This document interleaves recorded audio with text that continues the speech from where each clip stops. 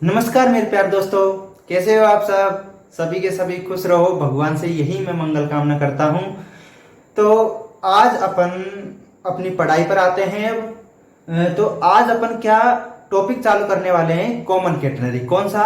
Mathematics के statics में जो अपने चलता है क्या, कॉमन कैटेनरी टॉपिक, उसके बारे में आज अपन डिस्कस करेंगे कि कॉमन कैटेनरी क्या होती है क्या नहीं होती। ठीक है, कॉमन कैटेनरी का जो हिंदी में नाम होता है वो है साधारण कैटेनरी। तो कॉमन कैटेनरी के बारे में जानने से पहले अपन एक चीज जानते हैं कि कैटेनरी एक होती है कैटेनरी, एक होती है कैटेनरी और एक होती है साधारण कैटेनरी। साधारण कैटेनरी एक तो हो गई कॉमन कैटेनरी और एक हो गई ओनली फॉर कैटेनरी। जो साधारण कैटेनरी और इस कैटेनरी में डिफरेंस क्या है, पहले तो अपन इस चीज को अपने दिमाग से, जो ये डाउट है कि साधारण कैटेनरी क्या है कैटेनरी क्या है, इस डाउट को पहले दिमाग से निकाल लेते हैं, फिर जाकर अपन पढ़ेंगे साधारण कैटेनरी। क्योंकि अपने मैथ में जो टॉपिक चलता है वो साधारण कैटेनरी ही चलता है, इसलिए अपन इस चीज को पढ़ेंगे साधारण कैटेनरी को। पर अपन को नॉलेज जरूर होना चाहिए कि कैटेनरी और साधारण कैटेनरी में डिफरेंस क्या है। देखो, पहले अपन एक कैटेनरी की डेफिनेशन समझते हैं। देखो क्या है, देखो दो स्थिर बिंदु क्या है, दो स्थिर बिंदुओं के मध्य, दो स्थिर बिंदुओं के मध्य एक समान डोरी या जंजीर को, जो पेन और कॉपी लेकर नोट कर रहे हैं वो मेरे साथ साथ नोट भी करते चलो। देखो, दो स्थिर बिंदुओं के मध्य एक समान डोरी या जंजीर को, एक समान डोरी या जंजीर को स्वतंत्रता पूर्वक गुरुत्वाकर्षण के अधीन ढीला लटका दिया जाए तो जिस आकृति का निर्माण होता है वो क्या कहलाती है, कैटेनरी। वर्डिंग, एक एक वर्ड पे ध्यान दो कि दो स्थिर बिंदुओं के मध्य एक समान डोरी या जंजीर को गुरुत्वाकर्षण के अधीन स्वतंत्रता पूर्वक ढीला लटकाने पर जिस आकृति या जिस वक्र का निर्माण होता है वो क्या कहलाती है, कैटेनरी। क्या कहलाती है, कैटेनरी। और ये दो स्थिर बिंदु, और एक नोट करके एक लाइन और लिखना, नोट नोट कि ये दो स्थिर बिंदु है, ये हमेशा क्षैतिज ही रहेंगे, कभी भी ऊर्ध्वाधर नहीं होंगे, कभी भी ऊर्ध्वाधर नहीं होंगे। ठीक है, नोट भी लिख लिया आपने। अब देखो, ये हो गई अपनी कैटेनरी की डेफिनेशन। अब आती है साधारण कैटेनरी क्या है। अब देखो, साधारण कैटेनरी की डेफिनेशन भी अपन समझ लेते हैं। भाई साधारण कैटेनरी की डेफिनेशन क्या है। देखो, वही बात सुनो ढंग से, एक एक लाइन पर ध्यान देना कि दो स्थिर बिंदुओं के मध्य एक समान डोरी या जंजीर को, एक समान डोरी, ये रही एक समान डोरी या जंजीर को, एक समान डोरी या जंजीर को गुरुत्वाकर्षण के अधीन, एक समान डोरी या जंजीर को गुरुत्वाकर्षण के अधीन स्वतंत्रता पूर्वक लटकाने पर, स्वतंत्रता पूर्वक लटकाने पर नहीं, सॉरी, लटका दिया जाए। दो स्थिर बिंदुओं के मध्य एक समान डोरी या जंजीर को गुरुत्वाकर्षण के अधीन स्वतंत्रता पूर्वक ढीला लटका दिया जाए। और यदि, अब इतनी तो जो अब तक परिभाषा थी ये किसकी थी, कैटेनरी की। यदि इसमें एक लाइन और ऐड कर दे, क्या, यदि जो रस्सी है, जो एक समान डोरी या जंजीर है, यदि एक समान, यदि एक समान डोरी या जंजीर की प्रति इकाई लंबाई का भार एक समान हो, क्या, प्रति इकाई लंबाई का भार एक समान हो, तो जो कैटेनरी, तो उस डोरी से या उस जंजीर से जिस कैटेनरी का निर्माण होगा वो कैटेनरी क्या कहलाएगी, साधारण कैटेनरी। मतलब क्या डिफरेंस हुआ कि इसमें जिस जंजीर या डोरी का प्रयोग किया जाता है वो, उसमें प्रति इकाई लंबाई का भार एक समान नहीं होता। और साधारण कैटेनरी में जिस डोरी या जंजीर का आकृति या वक्र बनाने में निर्माण लिया जाता है, वो जो डोरी या जंजीर होती है उसकी प्रति इकाई लंबाई का भार क्या होता है, एक समान। अब कैटेनरी क्या करती है, आप अपने जीवन में कहां कहां देखी होगी। देखो, दो खंभों के बीच में जो अपने लाइट के खंभे होते हैं, बिजली के खंभे के, बिजली के तार जो लटके होते हैं, तो वो देखो दो खंभों के बीच, दो खंभों के मध्य स्थिर, ये स्थिर पॉइंट होते हैं। पॉइंट से एक डोरी या जंजीर, वो जो खंभों के मध्य बिजली का तार लटका रहता है, उसके मध्य जो झोल उत्पन्न होता है, जो झोल के कारण और जो ये आकृति का निर्माण होता है वो क्या कहलाती है, कैटेनरी। जैसे अपने घरों में आप कपड़े सुखाने का तार ही ले लो, जो कपड़े सुखाने का तार, एक कील अपन यहाँ पर लगाते हैं, दूसरी कील यहाँ पर लगाते हैं और कपड़े सुखाते हैं, तो तार में इस तरीके का झोल उत्पन्न हो जाता है, इस तरीके का झोल उत्पन्न हो जाता है। तो जो झोल उत्पन्न होकर जो आकृति का निर्माण होता है वो आकृति क्या कहलाती है, वो आकृति क्या कहलाती है, कैटेनरी। यदि उस जो तार जो अपन कपड़े सुखाने का काम में ले रहे हैं उस तार की प्रति इकाई लंबाई का भार एक समान है तो वो क्या कहलाती है, साधारण कैटेनरी हुआ करती। यदि उस तार की प्रति इकाई लंबाई का भार असमान है, समान नहीं है प्रति इकाई लंबाई का भार, तो वो जो आकृति है वो क्या कहलाती है, कैटेनरी। डिफरेंस समझ आ गया। अब क्या सोच रहे होंगे भाई प्रति इकाई लंबाई भार एक समान होने का मतलब क्या है। प्रति इकाई लंबाई का भार समान होने का मतलब ये है कि जैसे कि जो ये डोरी अपन ने काम में लिए ये है कितनी, 50 मीटर की। कितनी है, 50 मीटर की। कितनी, 50 मीटर की। यदि इस डोरी में से अपन एक मीटर के, कितने, एक मीटर के दो टुकड़े काट ले, एक मीटर के दो टुकड़े काट ले और दोनों को अपन तोले। यदि अपन दोनों को तोले मतलब अपने जो ताकड़ी होती है उससे, मतलब जो तोलने का जो भी कुछ भी इंस्ट्रूमेंट है अपने पास उसमें अपन तोले और दोनों का भार क्या है, एक समान। जो एक मीटर के जो टुकड़े काटे हैं उन दोनों का भार यदि एक समान है, यदि उन दोनों का भार क्या है, एक समान, इक्वल है, तो वो कैटेनरी कौन सी कहलाएगी, साधारण catenary.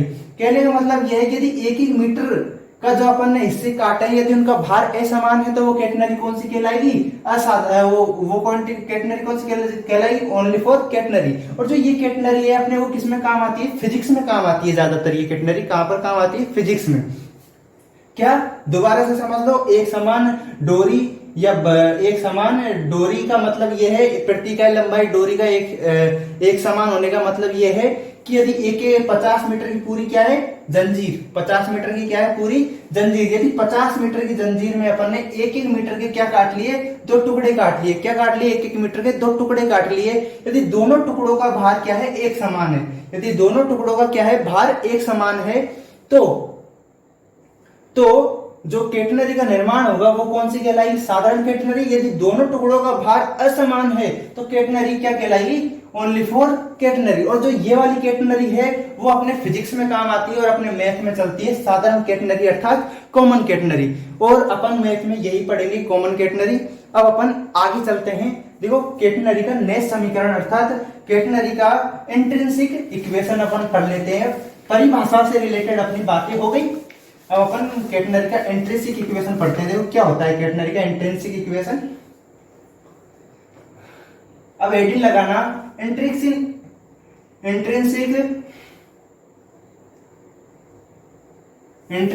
Equation of the common catenary.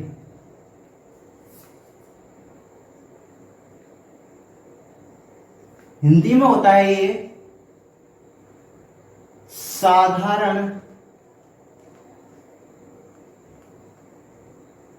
Catenary का नैज समीकरण।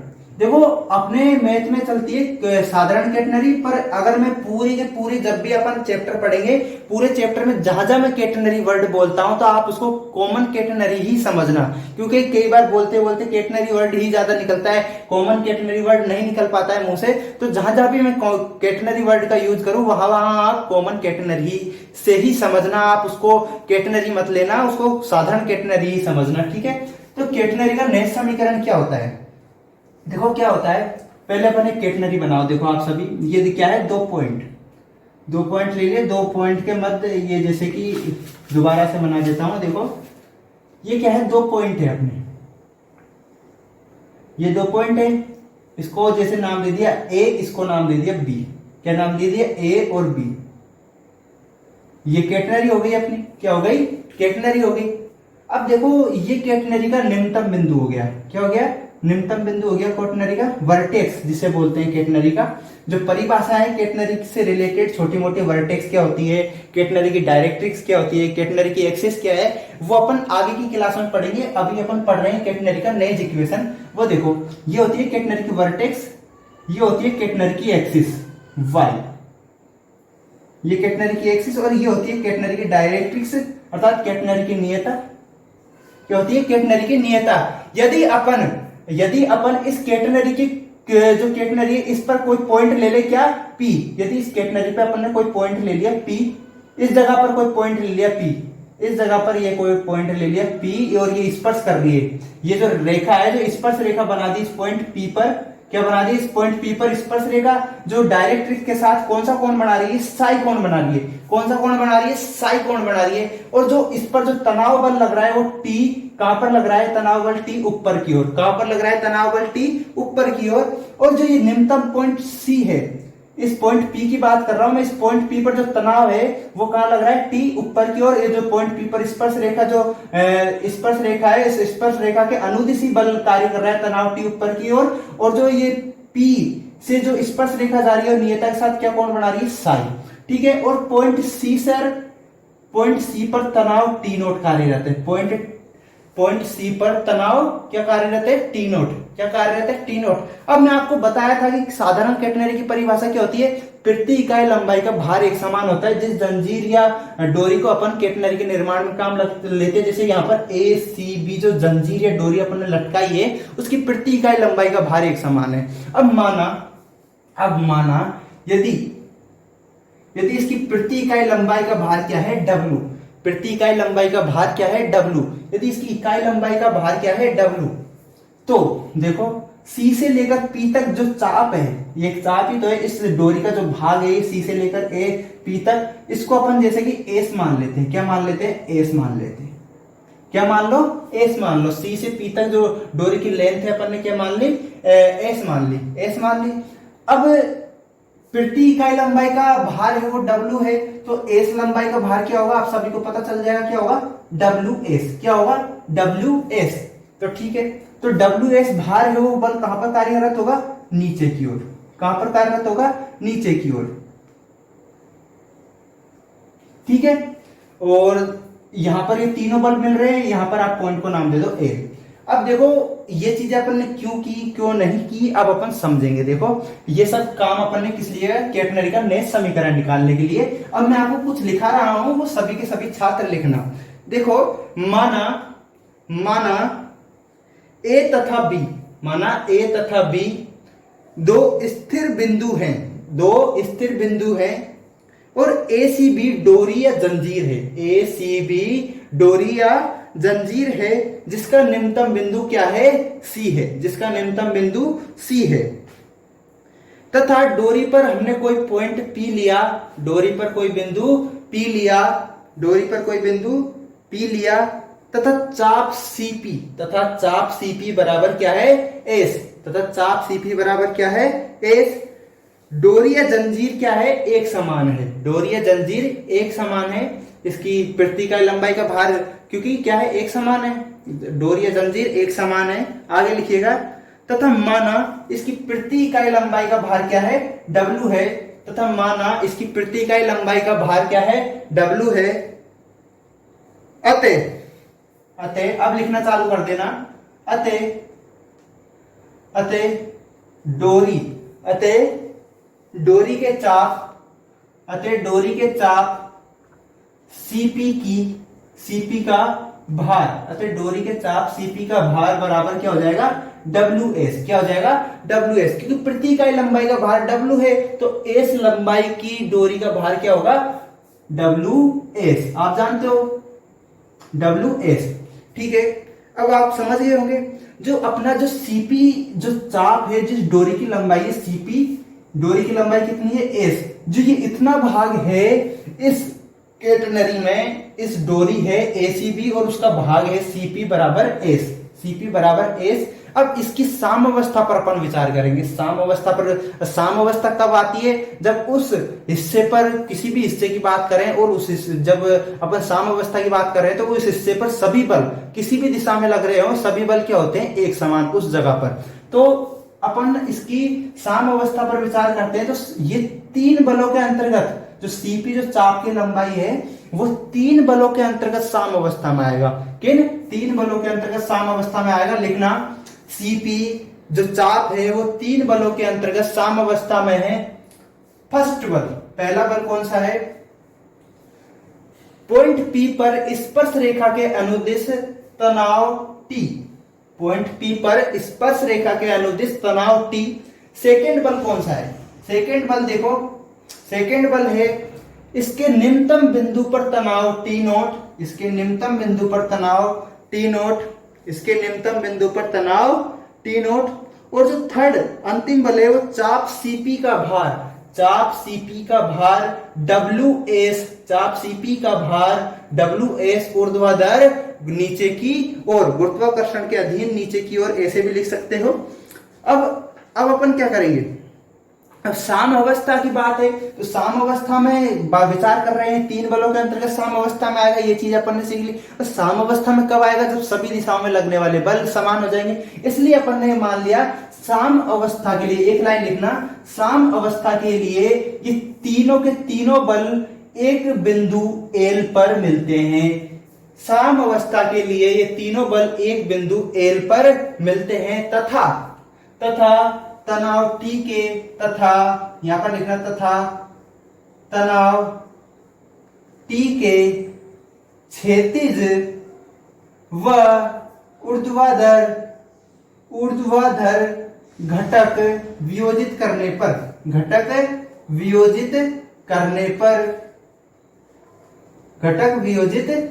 पर लिखना। अब पॉइंट जो T है, इस T के अपन क्षैतिज और ऊर्ध्वाधर घटक वियोजित करेंगे तो देखो इसका एक घटक तो इधर की साइड वियोजित होगा और एक घटक इस दिशा में वियोजित होगा। जब ये साई है तो यहाँ पर कोण क्या बनेगा, साई। तो इस दिशा में जो घटक वियोजन होगा वो होगा T कोस साई, दिख रहा होगा आपको, क्या होगा T कोस साई। जो इधर की साइड वियोजित होगा वो होगा T साइन साई, क्या होगा T साइन साई। अब देखो साम अवस्था के लिए, अब देखो घटक वियोजित आप लोगों ने कर ही दिया। अब देखो सोचो, जो T कोस साई है किसके बराबर होगा, T नोट के, T कोस साई बराबर T नोट, क्योंकि T कोस साई इस दिशा में और T डॉट इस दिशा में, ये T कोस साई किसके बराबर हो जाएगा, T नोट के। इसी प्रकार आप देखो T साइन साई ऊपर की ओर लग रहा है और जो WS जो बल है, इस जो CP चाप का बाहर का जो बल है WS गुरुत्वाकर्षण के अधीन नीचे की ओर, तो T साइन साई, तो T साइन साई बराबर WS कहां लगेगा, नीचे की ओर। इसको नाम दे दो इक्वेशन 1, इसको नाम दे दो इक्वेशन नंबर 2। दे दिया आपने इक्वेशन। अब जो नोट नहीं नोट कर लिया है तो आप लोगों ने, मैं इसको मिटा देता हूं, देखो यहां से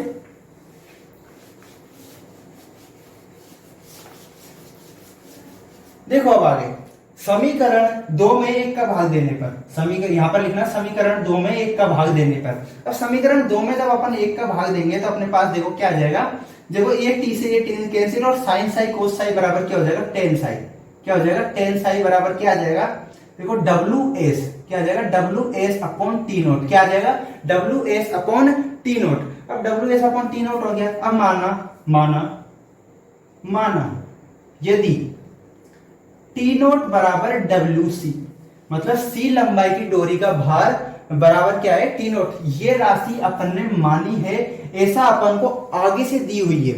इसका कोई ऐसा रीजन नहीं है इस क्वेश्चन में कि आप सोच रहे हो T नोट बराबर WC क्यों मान लिया, ऐसा इसका कोई लॉजिक नहीं है। ये वैज्ञानिकों द्वारा डायरेक्ट मानी गई चीज है। जो भी साइंटिस्ट जिसने भी केटनरी का निर्माण किया है, केटनरी का जो टॉपिक जिसने भी बनाया है, जिस भी साइंटिस्ट ने, उसने T नोट बराबर WC है वो क्या है कि डायरेक्ट माना है उसने। इसका कोई लॉजिक नहीं है कि T नोट बराबर WC कहां से आया है, ये एक राशि है जो उसने डायरेक्ट माना है। माना यदि T नोट बराबर WC, T नोट बराबर WC अपन ले लेंगे तो देखो क्या आ जाएगा, टेन साई बराबर WS बराबर अपॉन WC। तो W से W कैंसिल, तो अपने पास क्या आ गया, S बराबर, ये C इधर जाएगा तो C टेन साई।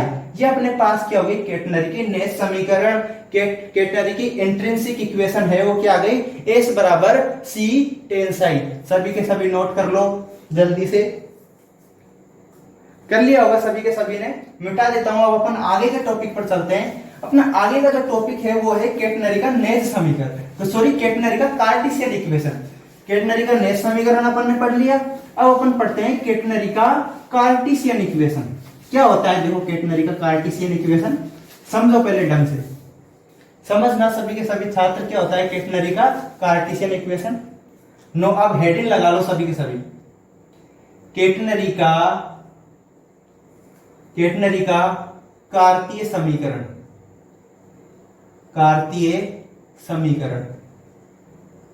केटनरी का कार्तीय समीकरण इंग्लिश में लिखना। यहां पर साधारण केटनरी है, ये साधारण केटनरी, इसलिए मैं आपको पहले ही बोला था कि जहां पर भी केटनरी वर्ड यूज लूं, पर आप साधारण केटनरी समझना।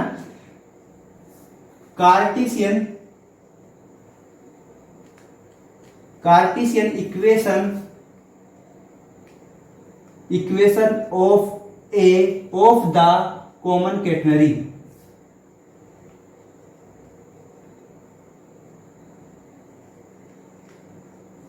देखो कैटनरी का जो कार्टेशियन इक्वेशन होता है वो क्या होता है, देखो अपन अभी पढ़ के आए क्या, कैटनरी का नेज समीकरण। तो यहां पर लिखना, देखो कैटनरी के नेज समीकरण से, कैटनरी के नेज समीकरण से, कैटनरी के नेज समीकरण से, कैटनरी के नेज समीकरण से S बराबर सी टेन साइन, S बराबर सी टेन साइन। जब आप फर्स्ट ईयर में थे तो आपने एक त्रिभुज के बारे में पढ़ा होगा, वक्रता जो कर्वेचर वाला चैप्टर था उसमें भी आया था ये, जो ट्राइंगल था उसमें जो ये कर्ण था वो क्या होता था, ds, क्या होता था ds, और जो आधार था वो क्या होता था dx, और ये होता था dy, क्या होता था dy। अब इस और यहां पर जो कोण बनता था वो क्या होता था साई। अब जैसे कि कैटनरी में ये त्रिभुज कहां पर बनेगा, तो कैटनरी पर आप विचार करो, ये कैटनरी हो गई, तो ये ट्राइंगल है वो, जैसे कि यहां से जो स्पर्श रेखा जा रही थी यहाँ पर साई कोण बढ़ रहा था, तो ये ट्राइंगल इस जगह पर बनेगा कैटनरी में। सभी के सभी ध्यान से देख लो कि अब कोई सोच रहा होगा कि कैटनरी में ये ट्राइंगल कहां पर है, तो कैटनरी में ये ट्राइंगल इस जगह पर है। वैसे फर्स्ट ईयर में आपने पढ़ा था इस ट्राइंगल के बारे में, बहुत कुछ पढ़ा था। तो देखो यहां से इस ट्राइंगल पर विचार करो तो लाल बटा कक्का से टेन साई बराबर क्या होगा, dy अपॉन dx होगा कि नहीं होगा। तो यहां से देखो ना हो, अब यहां पर ऐसे मत लिखना भाई फलाने त्रिभुज से ही, वो एग्जामिनर पहले से ही जो आपकी कॉपी चेक करेगा वो पहले से ही जानता है कि टेन साई बराबर dy अपॉन dx उसने कहां से लिया है।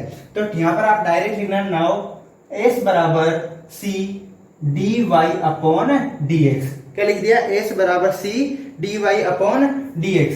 इसको इक्वेशन नंबर 1 नाम दिया, बस ऐसे जरूर लिख दो आप, समीकरण 1 से, ऐसे यहां पर लिख सकते हो आप, समीकरण 1 से ये भी लिख सकते हो।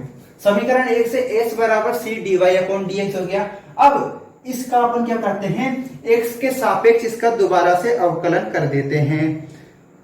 लिखना differential with respect to x।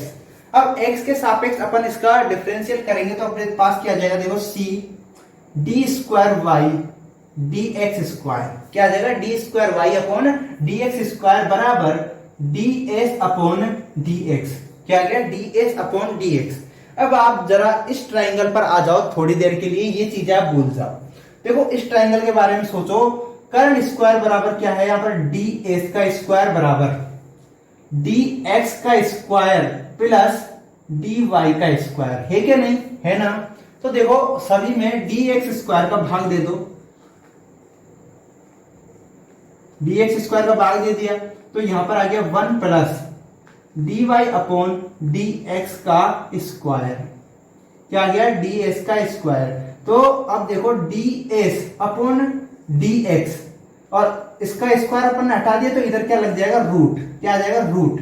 तो dy अपॉन dx का स्क्वायर, तो ds अपॉन dx बराबर इस ट्राइंगल से अपने पास क्या आ रहा है, ये क्या आ रहा है, ये, तो ये अपने पास आ गया। तो यहां पर देखो आप लिखना, नाउ अब देखो आगे लिखना d square y upon d x square बराबर इसकी जगह पर d x upon d x की जगह पर लिखना 1 plus d y upon d x का स्क्वायर, लिख दिया सभी ने, ठीक है। अब अपन आगे चलो, अब यहां पर लिखना यदि माना, ऐसा करना, माना d y upon d x बराबर, क्या मान लिया, d y upon d x बराबर अपन ने क्या मान लिया, पी ले लिया, पी मान लिया अपन ने ये।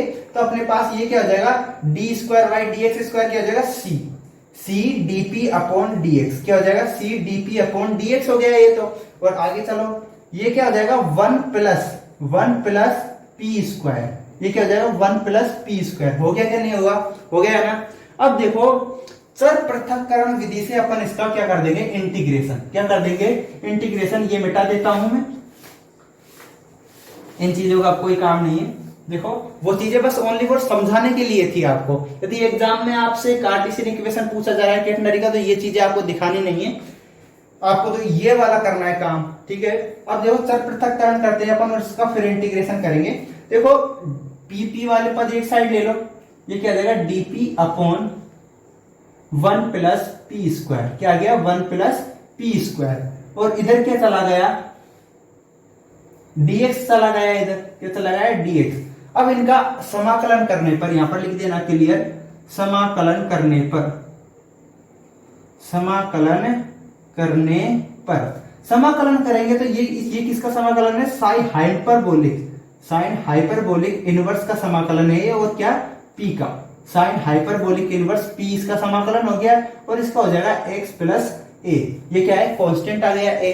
अब अपन a का मान निकालते हैं यहां से। देखो a का मान कैसे निकलेगा, यदि आपने जो केटनरी थी उस केटनरी में विचार करो, जैसे कि ये कोई केटनरी है, केटनरी है, इस केटनरी में जो स्पर्श रेखा जा रही होती थी वो यहां से जा रही होती थी।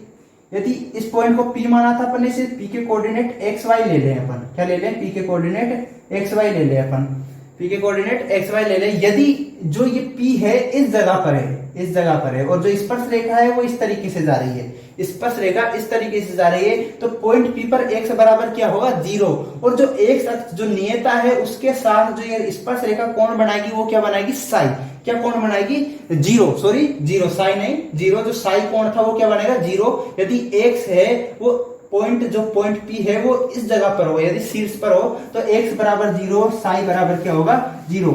यदि क्या हो गया, मतलब x बराबर 0 लेने पर साई बराबर 0 होगा। ये केटनरी का एक तरीके से गुणधर्म मान सकते हो आप। देखो इसको थोड़ा सा आगे लिखो, c sine hyperbolic inverse dy upon dx बराबर x प्लस a। इफ यदि x बराबर 0, यदि x बराबर 0 तो dy upon dx, dy upon dx का मतलब होता है टेन साई, और टेन यहां पर साई क्या है 0 डिग्री, क्या है 0 डिग्री, तो टेन 0 पर क्या होता है 0, क्या होता है 0, तो dy dx अपना क्या हो गया 0, तो यहां पर dy dx की जगह पर क्या रखोगे आप 0, c साइन हाइपरबोलिक 0 बराबर ये क्या आ गया, ये x का मान तो 0 है ही अपने पास, 0 प्लस a। तो यहां से अपने पास जो a की वैल्यू निकल के आएगी वो क्या निकल के आएगी 0, क्योंकि साइन हाइपरबोलिक इनवर्स 0 का मान है वो क्या होता है। इसको मिटा रहा हूं मैं, जल्दी से नोट कर लेना सभी, वीडियो को पॉज करके। देखो अब यहां से a बराबर क्या आ गया अपने पास 0, a बराबर 0 आ गया, उसको अपन इस इक्वेशन में रख दो तो अपने पास ये इक्वेशन क्या हो जाएगी, देखो c sine hyperbolic inverse dy upon dx बराबर x, ये अपने पास इक्वेशन आ गई। अब देखो इसको थोड़ा सा आगे और चलाओ आप, x अपॉन c कर दो, क्या कर दो x upon c, sine hyperbolic inverse dy upon dx क्या हो गया x अपॉन c, क्या हो गया x अपॉन c हो गया अपने पास।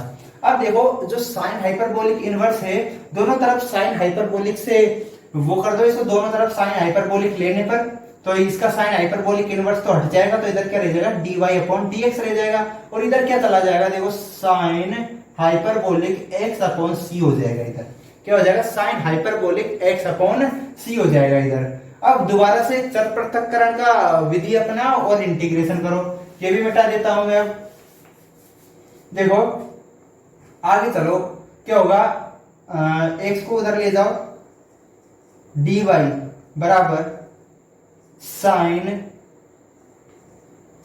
हाइपरबोलिक x अपॉन c और dx। अब इसका समाकलन करेंगे, अब अपन क्या करेंगे समाकलन, तो लिखिएगा समाकलन करने पर,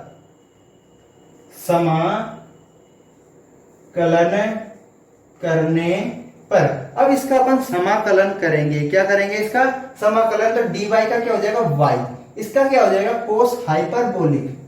cos hyperbolic x upon c, और x अपॉन c का इसके उसमें अंदर तो इसका क्या निकल के आ जाएगा 1 अपॉन c, ये इसका हो गया कांस्टेंट, अपन मान लिया b आ गया अपने पास, क्या आ गया कांस्टेंट b आ गया। अब देखो आगे चलते हैं अपन, पहले कांस्टेंट b का मान निकालते हैं अपन, किसका मान निकालते हैं कांस्टेंट b का मान निकालते हैं। दोबारा से देखो, जो केटनरी था उस केटनरी में यदि अपन पॉइंट P था, उस पॉइंट P को इस जगह पर मान ले, तो x बराबर तो क्या हो जाएगा इस जगह पर 0, x बराबर तो क्या हो जाएगा 0, क्योंकि ये y एक्सिस है और ये डायरेक्ट्रिक्स होती थी वो x एक्सिस होती थी। ये पॉइंट P पर तो x बराबर क्या हो गया 0 हो गया, और x यहाँ पर x बराबर तो 0 है, और ये पॉइंट क्या होता था वर्टेक्स क्या होता था c, तो इस जगह पर y बराबर क्या होगा c, इस जगह पर y बराबर क्या होगा c, क्योंकि इस पॉइंट को अपन ने c माना था जब अपन केटनरी का नेक्स्ट समीकरण मान निकाला था, और केटनरी का जो वर्टेक्स होता है वो हमेशा क्या होता है c। तो मतलब c यहाँ पर क्या होता है, इसके c के कोऑर्डिनेट जान लो आप, c के कोऑर्डिनेट होते हैं 0 c, ये तो है कैपिटल C, ये है स्मॉल c, और जो स्मॉल c है वो क्या होता है यहां से लेकर यहां तक की हाइट होती है किसकी, जो केटनरी का निम्नतम बिंदु की डायरेक्ट्रिक्स से जो हाइट होती है वो क्या होती है c होती है, स्मॉल c। तो यहाँ पर इसका मतलब है जो y बराबर क्या हो जाएगा, यहाँ पर x बराबर 0 और y बराबर क्या हो जाएगा c, क्या हो जाएगा y बराबर क्या हो जाएगा c।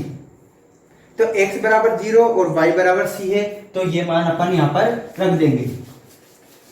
लिखना यदि यदि x बराबर क्या है, x बराबर 0, तो y बराबर क्या होगा c, तो y बराबर क्या होगा c। तो ठीक है y बराबर c होगा, तो ये पर y बराबर c, और कोस हाइपरबोलिक x की जगह 0 रखेंगे तो 0, कोस हाइपरबोलिक 0 का मान क्या होता है 0, सॉरी 0 नहीं 1 होता है, क्या होता है कोस हाइपरबोलिक 0 का मान होता है 1, और ये 1/c है, ये ऊपर जाएगा तो ये क्या हो जाएगा c प्लस b, क्या हो जाएगा c प्लस b, और यहां से b का मान क्या आ जाएगा 0, क्या आ गया b का मान 0। अब b का मान आप यहां पर रखो तो अपने पास y बराबर क्या आ जाएगा, y बराबर क्या आ जाएगा c कोस हाइपरबोलिक x/c। ये अपने पास क्या है केटनरी का कार्टेशियन इक्वेशन, क्या है केटनरी का कार्टेशियन इक्वेशन। एक लास्ट लाइन लिख लेना, जो कि सामान्य केटनरी का कार्तीय समीकरण है, y बराबर c कोस हाइपरबोलिक x/c। ठीक है, नोट कर लो जल्दी से। और आज की क्लास अपनी यहीं पर खत्म होती है, आगे की क्लासों में अपन और ज्यादा आगे की जो केटनरी के गुणधर्म हैं अपन आगे की क्लासों में पढ़ेंगे। ठीक है, और एक बात और, चैनल को ज्यादा से ज्यादा शेयर करो ताकि अधिक से अधिक स्टूडेंट चैनल पर आके जुड़े और अपनी पढ़ाई रेगुलर कर सके। ठीक है, धन्यवाद, मिलते हैं अपने नेक्स्ट क्लास में।